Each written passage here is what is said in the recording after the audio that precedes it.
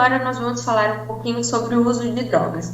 Segundo a Organização Mundial de Saúde, qualquer substância que não é produzida no organismo e tem uma propriedade de atuar em um ou mais sistemas, produzindo algum tipo de alteração, é considerado uma droga. Existem diversos tipos de droga. Essas drogas elas podem ser depressoras, ou seja, as que causam alguma sensação depressiva. Elas podem ser estimulantes, aquelas que causam uma aceleração no indivíduo. Elas podem ser perturbadoras, aquelas que deixam mais confuso. Entretanto, o efeito de uma droga vai depender de 3 elementos. O primeiro, as propriedades farmacológicas, ou seja, do que essa droga é constituída. Segundo, da pessoa que está fazendo uso. Uma pessoa depressiva vai fazer o uso de uma droga depressora, uma pessoa debilitada vai fazer o uso de alguma droga. E também o ambiente, o contexto em que é realizado o uso dessa droga. Como a gente sabe, existem algumas festas que as pessoas acabam utilizando droga. Então, esses são os elementos em que o uso da droga depende. A primeira droga que a gente vai falar é o álcool. O álcool tem efeitos que dependem de fatores também. Quais são esses fatores? A quantidade de álcool que é ingerida em determinado período, se há o uso anterior de álcool ou não, a concentração de álcool no sangue, o estado nutricional e até a predisposição genética. Ou seja, existem indivíduos que fazem uso de álcool e não apresentam quase sintoma nenhum. Entretanto, outros fazem uso dessa mesma droga e acabam tendo sintomas e efeitos muito mais alterados. É por isso que os efeitos eles vão depender de quem o usa, de fatores relacionados ao indivíduo. E além disso, vão depender da dose e tipo de bebida. Por exemplo, 40 ml de pinga, de uísque ou de vodka tem uma graduação alcoólica muito maior do que 140 ml de vinho. Assim como a cerveja ou o chopp tem um grau alcoólico muito menor, apesar de uma quantidade maior. Então, tudo isso vai depender do indivíduo que usa a droga, das condições desse indivíduo que usa a droga tipo álcool e também do tipo de álcool que está sendo consumido. Para a gente entender um pouquinho a relação desse álcool, tem uma tabelinha aqui. Aqueles indivíduos que não têm nenhum problema relacionado ao álcool, que não tem predisposição genética, que está no estado nutricional adequado, que não tem grande concentração de álcool no sangue, ele vai ficar em abstinência, mas não vai ter nenhum problema grave. Aqueles que fazem uso experimental, uso esporádico, uso frequente, também dificilmente terão algum problema relacionado à saúde. Já aqueles que passam a fazer um uso frequente e pesado, ou seja, em grande quantidade, por um período maior e um tipo de álcool que é mais forte, esse paciente ele pode apresentar problemas. Assim como aquele que tem um abuso de álcool, ele pode ter problemas graves. E aí a dependência também acontece, ou seja, o aumento, o excesso de uso por uma pessoa que tem uma predisposição, ele pode trazer grandes problemas e pode causar até a dependência. Quando a gente fala das complicações relacionadas ao consumo de álcool, a gente pode falar de efeitos agudos, ou seja, o que acontece lá na hora, e de efeitos a longo prazo, que a gente chama de efeito crônico. E esse efeito crônico ele está associado principalmente ao consumo repetitivo e prolongado de álcool. Trouxe uma tabelinha aqui que fala um pouco de nível de álcool no sangue.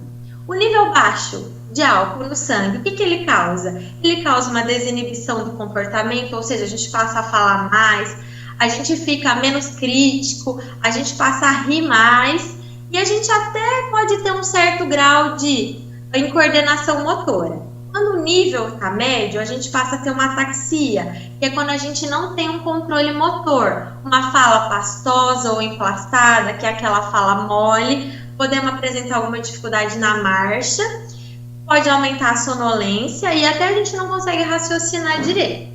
Entretanto, quando a gente tem um alto nível de álcool no sangue, podem surgir náuseas e vômitos, a visão dupla, que é a chamada diplopia, acentuação dessa perda de coordenação motora e pode até ocorrer a hipotermia, que é a diminuição da temperatura corporal.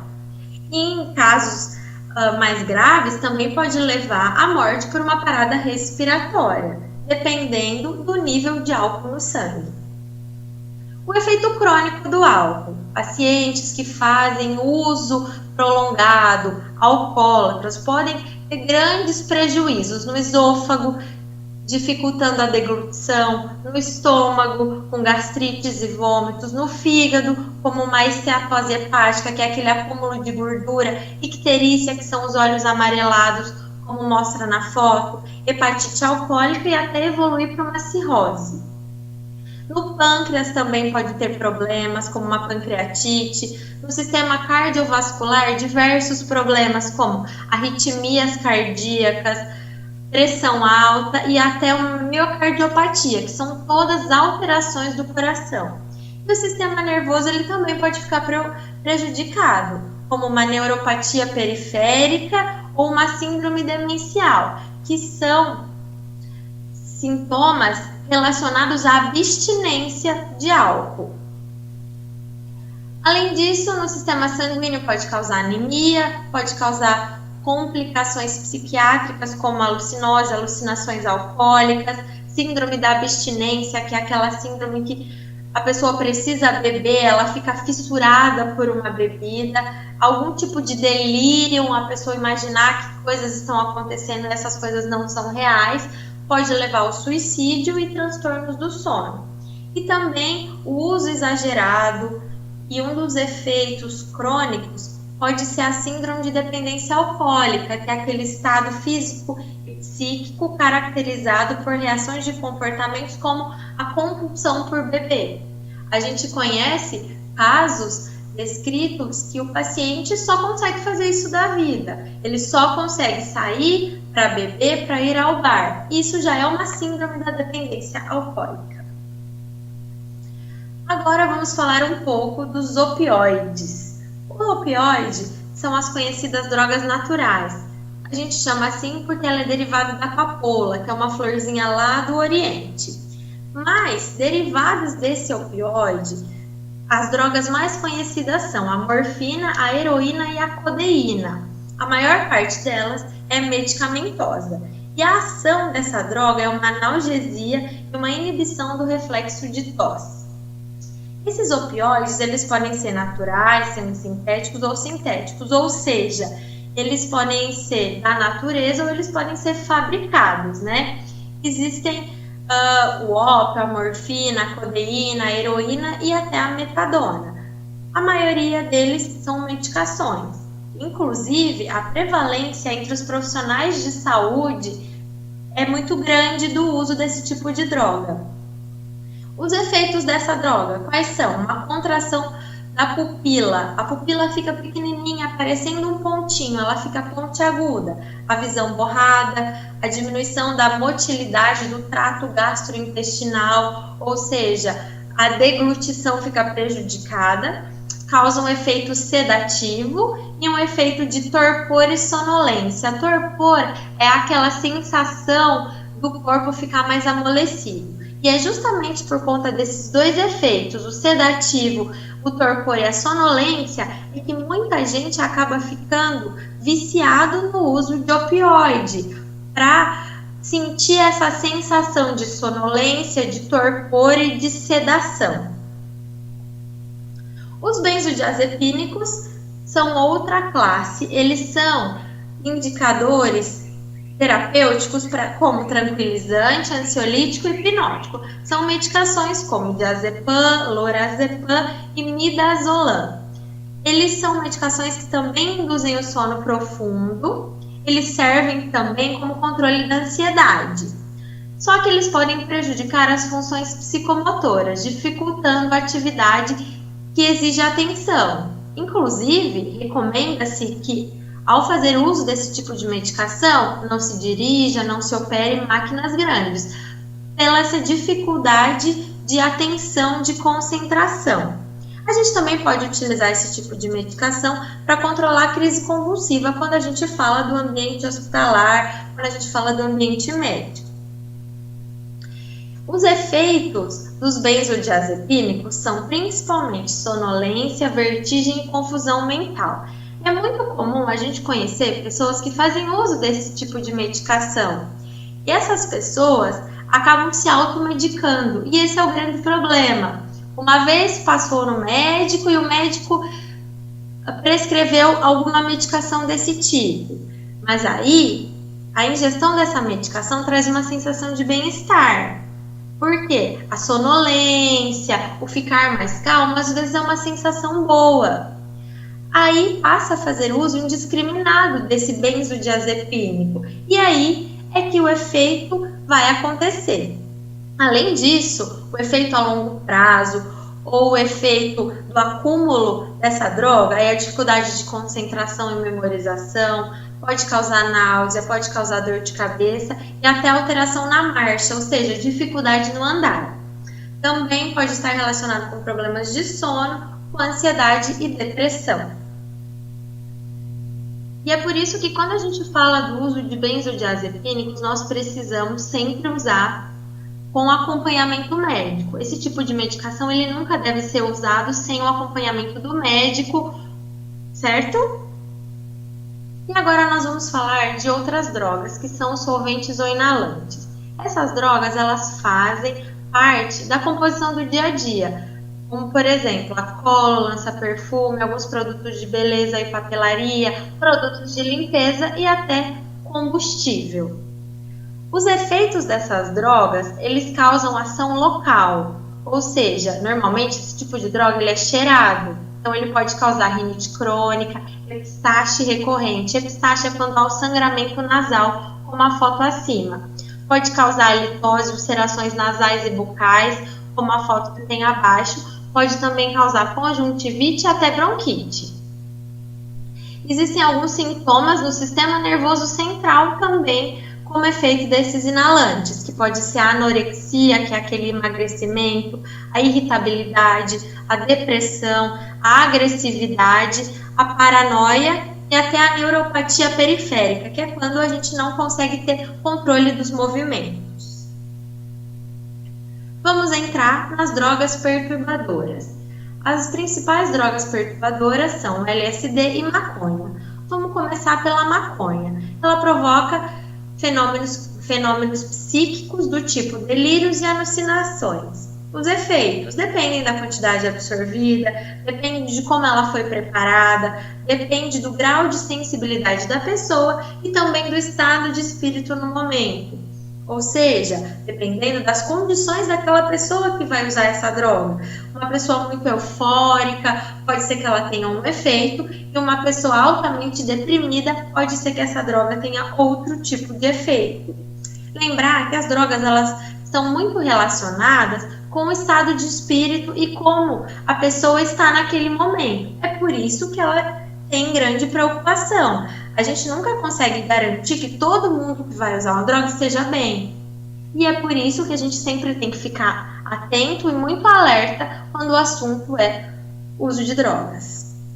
Ainda falando da maconha, existe um efeito físico agudo, ou seja, que acontece lá na hora, que é uma hiperemia da conjuntiva, ou seja, os olhos vermelhos, como a foto acima, e a midríase, que é a dilatação da pupila. A pupila fica grande, parece que o olho fica todo pretinho. Pode acontecer secura na boca, aumento do apetite e levar até ataque cardíaco, que é quando a gente sente a frequência cardíaca alterada. E o efeito a longo prazo, o efeito longo desse uso de maconha, pode trazer problemas respiratórios, aumenta o risco de infarto e também o uso de maconha está relacionado à diminuição na produção de testosterona, que podem causar a infertilidade. O efeito psíquico agudo pode estar acompanhado de bem-estar, redução do processamento de informação, angústia, ficar meio atordoado, apresentar ansiedade, tremor, suar muito, ter delírios e até alucinações. E o crônico interfere na capacidade do aprendizado e da memorização. Existem estudos que mostram que o uso prolongado desse tipo de droga pode estar relacionado com a dificuldade da memorização e também a síndrome amotivacional, ou seja, essa pessoa não consegue se sentir motivada por aspecto nenhum. Esse também é um efeito crônico, ou seja, a longo prazo da maconha. A abstinência da maconha, da cannabis, que é o nome técnico dela, pode causar uma alteração comportamental mal adaptativa quando a concentração da maconha no sangue e tecidos declina em um indivíduo que manteve o uso prolongado. E o uso crônico da maconha apresenta sinais de abstinência após a interrupção da administração da substância, tais como a agressividade, a anorexia, o bruxismo e a irritabilidade. Então, é de conhecimento que o uso a longo prazo dessa droga, da maconha, pode trazer alguns sinais de abstinência e de fácil irritabilidade e até a agressividade, por conta da abstinência, ou seja, uma pessoa que faz uso contínuo há muitos anos dessa droga, no momento em que há abstinência, ou seja, em que não há o uso dessa droga, esses sintomas eles são clássicos. Também vamos falar do LSD, a dietilamida do ácido lisérgico, mais conhecido como ácido lisérgico, que ela é sintetizada artificialmente e é uma das mais potentes com ação psicotrópica, ou seja, o efeito dela ele é muito grande e ele também vai depender da sensibilidade da pessoa a esse tipo de droga e além disso vai depender do ambiente em que essa droga está sendo utilizada. Os efeitos: dilatação da pupila, aceleração do pulso, fusão dos sentidos, a gente não consegue entender o que a gente está falando, o que a gente está fazendo, sonolência, tremor, perda de apetite, boca seca, distorções perceptivas, a gente não consegue entender o que está acontecendo à nossa volta, perda da discriminação do tempo e espaço. Não sei que dia é hoje, não sei se é de dia, se é de noite, eu não sei a data. Além disso, pode causar alucinações. Elas podem ser visuais ou auditivas e com sensações agradáveis ou sensações de terror. É descrito que pessoas que usam esse tipo de droga podem ter sensações de terror, de pensamento que algo ruim está acontecendo com ele. E também os estados de exaltação. Inclusive, essas drogas são utilizadas em busca desse estado de exaltação, né? É de conhecimento de todos que existem algumas pessoas que procuram esse tipo de droga para se sentir animado, para se sentir exaltado. Sim, esse é um dos efeitos que a droga pode causar. Entretanto, existem outros que não são tão agradáveis assim, que podem levar a outras complicações.